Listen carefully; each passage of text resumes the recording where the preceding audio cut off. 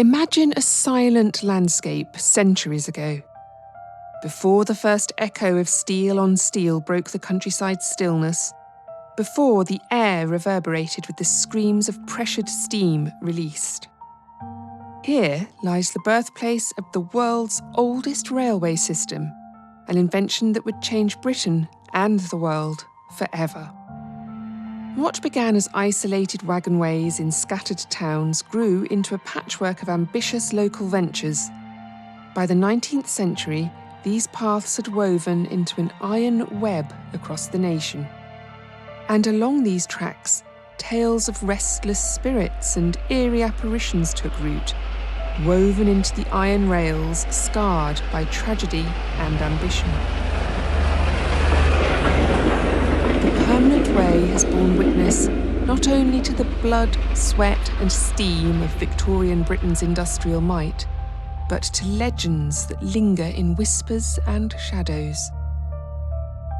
So have your tickets ready, please, and climb aboard as we travel from Brighton to Dundee to meet some of the ghosts on the tracks of these haunted railways.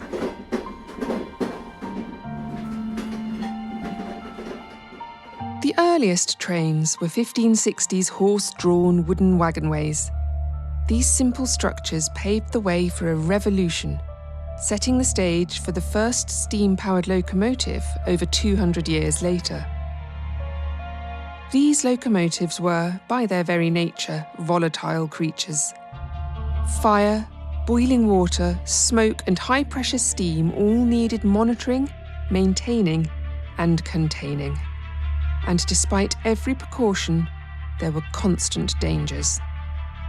Boiler explosions, crushing injuries, collisions, derailments, bridge collapses and fatal signalling errors haunted the railways. Routine journeys were dangerous for passengers and a perilous undertaking for staff. Is it any wonder that people see so many spectral trains in shadowy tunnels? That they glimpse ghostly guards? That sinister steam swirls in the air? That they hear unnatural noises, weird whistles and spine-chilling shrieks? It would be stranger, perhaps, if there had never been any paranormal phenomena reported on the railway. Our first stop is the Clayton Tunnel north of Brighton. An horrific accident there shook the nation and inspired Charles Dickens' ghost story, The Signalman. Stretching nearly a mile and a half, this tunnel carves its dark path between the South Downs on what was once the London to Brighton main line. And on a fateful Sunday, the 25th of August 1861, it became the site of one of the worst accidents our railways have seen. Early on that morning, 3 trains left Brighton in close succession. There was an excursion train from Portsmouth, a 17-coach excursion from Brighton, and the regular morning train from Brighton. By the 1860s, excursion trains were popular for leisure. People travelled to visit new places and sightsee, not just go to work. For safety, the 3 trains were to leave 5 minutes apart. Unfortunately, the station master sent them on their way with only 3 minutes between them. The signalmen were tired from working unsanctioned 24-hour shifts, causing a miscommunication about which train had cleared the tunnel. All of which resulted in the excursion from Brighton reversing out of the tunnel into the fast-approaching morning train, which the signalman had given the white flag to proceed. The crash that followed was nothing short of a nightmare. The engine of the second Brighton train barrelled over the rear carriages of the first, crushing passengers beneath its iron weight. Inside the tunnel, twisted wreckage piled high, blocking the way, with broken carriages strewn amid the bodies of men, women and children, some dead, others clinging desperately to life. Boiling water poured from the shattered engine, scalding passengers trapped within. Bones shattered, people lost limbs and, as one newspaper of the time put it, some injuries were simply too shocking for description. A witness at the scene recalled the horror. "The scene that followed I have no power to describe to you.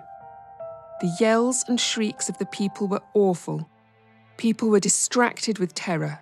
I never witnessed such a scene in my life. I trust in God never to do so again." In the end, 23 lives were lost and 176 more were grievously injured. Since that morning, strange reports have emerged from within Clayton Tunnel. People speak of ghostly sounds echoing through the dark. The unmistakable rumble of a steam engine that no longer runs. The grind of metal on metal. The sickening hiss of scalding steam and, faintly, the cries and screams of the long departed. Nearby is a field where bodies were laid out after the accident. In this space, visitors claim to hear phantom footsteps and unsettling sighs. And some have seen the mysterious glowing outline of a lone figure. Could these be mere tricks of the mind, shadows cast by overactive imaginations and the sound of the wind? Or are they, perhaps, the echoes of that terrible morning over a century ago? An imprint of that moment when so many lives were suddenly and violently cut short, reverberating forever down the tracks. Our second stop is Swanwick, a quiet station on the Fareham to Southampton line. Swanwick is home to an unsettling tale that stays in the mind. One night in 1971, a man waiting for the last train noticed a woman standing alone further down the platform. She was crying, her face hidden in shadow. As he approached to see if she was all right, she uttered only the cryptic phrase, "I can't go back." Despite his encouragement, she refused to board the train with him when it arrived, standing still and silent as it pulled away. Troubled by her apparent despair, the man reported the encounter to the police, fearing she might be in danger. The following day, a headline caught his eye in the local paper. A train had struck and killed a woman at Swanwick Station 2 nights before his encounter. When he saw her photograph, he froze. The face looking back at him was unmistakably the woman he'd met on the platform. Whether she is a restless spirit searching for a way home, or a memory caught in an endless loop, the mystery of the Swanwick apparition lingers. Her whispered words, "I can't go back," seem to echo across time, speaking of a tragic past that somehow, for some reason, slips back into the present. Next on the line is Leamington Spa in Warwickshire. Though this station has escaped the tragic headlines of some other railway sites, it holds its own secrets in the shadows. Opened in its current location by the Great Western Railway in 1852, the station's Grade 2 listed building carries a haunting history. One that has lingered quietly, revealing itself only in the ghostly encounters experienced by passengers and staff. A shadow, a whisper, a chill that raises the hair at the nape of the neck. In fact, paranormal activity here drew enough attention that, in 2014, Chiltern Railways even appointed Nick Rees as Supernatural Liaison Officer to manage the growing reports of strange sightings and sounds. A shadowy figure follows a guard, vanishing when spoken to.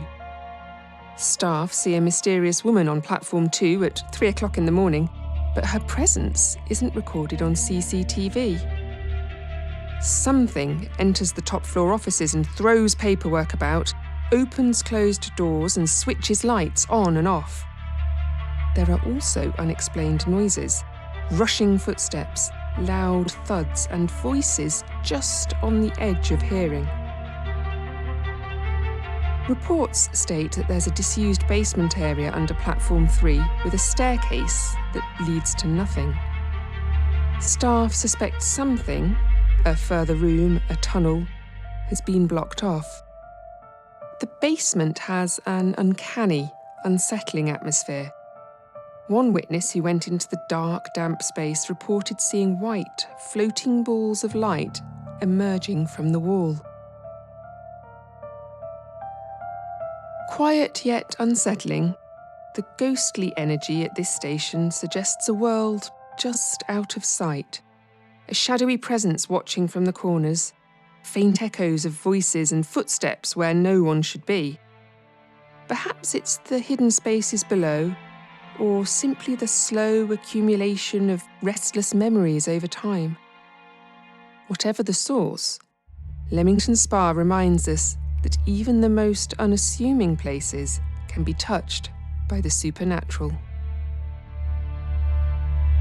Our fourth station stop is Grimsby, where the railway meets the sea in an area once bustling with the country's first rail-borne fish traffic.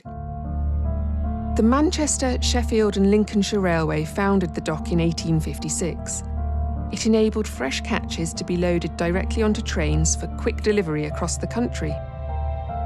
These fish trains hurtled along the tracks at high speed and utilised a unique braking system requiring careful handling by the railway workers.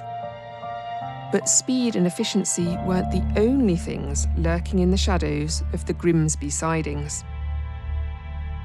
One night in the 1950s, a worker preparing one of these trains began to feel an inexplicable sense of unease, as though an unseen force was bearing down on him.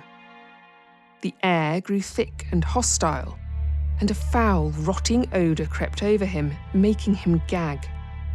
His torch began to flicker, plunging him into near darkness. Cold sweat prickled his skin as dread took hold, leaving him no choice but to flee the siding. Speaking to colleagues, he found he wasn't the only one to have felt this malevolent atmosphere. From then on, he refused to go back to that particular spot unless it was daylight. One report of this manifestation states that years later, a grim event occurred at this very spot. A man laid his head on the tracks at night, ending his life beneath an oncoming train. Was this a coincidence, or something more sinister? The dark atmosphere, the stench of decay, and the oppressive dread all hint at a malign entity. Something far more unpleasant than the other lost souls we've encountered on our journey thus far. Let's not linger here and move on while we still can to our next stop. We're now pulling into Haworth in West Yorkshire, a station on the Keighley to Oxenhope branch line which opened in 1867. This station is known for a spectral presence with a name, Binns Bancroft, a coal merchant who met a grisly end here in December 1882. They say that some spirits are bound to return to the places they loved most in life. For Binns, that place was the Haworth platform, his domain. There he could always be seen, ensuring his shipments arrived just as he liked. On the night of his death, Binns had been waiting for a coal delivery. When the train arrived, he hurried to check in with the guard and moved to walk between the buffers of the engine and wagon. But at that moment, the wagons shifted, crushing him. He was killed instantly. Known as meticulous, Binns rarely left the station. He always stood by with his shunting pole, like a sceptre, directing drivers and guards. To this day, some say he still hasn't left. A shadowy figure with a pole in hand appears, pointing and gesturing in the half-light before fading away. His footsteps echo on empty platforms. Items mysteriously shift in the goods shed. When these eerie events happen, there's only one explanation. Old Binns Bancroft, back to keep a watchful eye on his deliveries. We're now approaching the end of the line. the bridge over the Firth of Tay in Scotland, connecting Dundee and Fife. A place where in 1879, catastrophe struck. Built by the North British Railway Company, the Tay Bridge was an ambitious project on an unprecedented scale. And, from the very start, challenges arose. During construction, it became clear that the original design wouldn't work, resulting in hasty changes. The solid brick bases in the original design were too heavy for the unstable riverbed. This meant the final structure was much lighter than planned, with fewer supporting piers. The bridge was finally completed in 1877. Its high girders, 13 elevated spans, allowed ships to pass below. The inspectorate passed it as fit for public use, with a critical condition. Trains must maintain a strict speed limit of 25 miles per hour. Ominously, one inspector noted that he wished he had had an opportunity of observing the effects of a high wind when a train of carriages is running over the bridge. On Sunday the 28th of December 1879, that wish was granted, with tragic results. That night, a violent storm swept across the region. Winds gusted between 70 and 80 miles an hour, slamming into the bridge at right angles. At 7:14 p.m, witnesses saw the 5-carriage passenger train bound for Dundee enter the bridge. It moved steadily along the tracks until suddenly there were flashes of fire, and then silence. The 13 high girders had collapsed into the dark, cold waters of the Tay, taking the train and every soul on board with them. Early reports estimated that 300 people may have been on the train. However, as the investigation progressed, they revised this number. It is thought that 75 people died, but only 59 passengers were officially recorded, and in the end, just 46 bodies recovered. Among the dead was David Johnston, a 30-year-old father of 3, found on January the 5th, 1880. News outlets described his face as placid, with his watch forever stopped at 7:16 p.m. Little Isabella Niche, just 4 years old, was discovered 3 weeks later, washed up on a beach. Her father also perished in the disaster. The nation reeled in horror. One article in the Times captured the collective shock. For a ship to be lost is no unnatural disaster. It is the known, immemorial peril of navigation. But for a whole train with its living freight to be submerged fathoms deep in the waters, for a railway accident to concentrate within itself all the terrors of the sea, this is apt to shake even strong nerves. The authorities recovered the train itself in a largely intact condition. It was repaired and returned to service, earning the macabre nickname the Diver. But when the new Tay Bridge was built, superstitious drivers refused to take the jinxed engine across it again. Today, the stumps of the original bridge piers still rise above the water, silent sentinels to the tragedy. But according to some witnesses, they aren't the only reminder. Each year, on the anniversary of the disaster, a phantom train appears, passing over the river where the tracks once lay.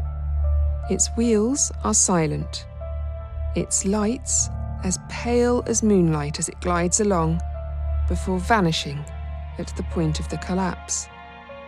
After such a profound tragedy, it's little wonder that tales of hauntings endure.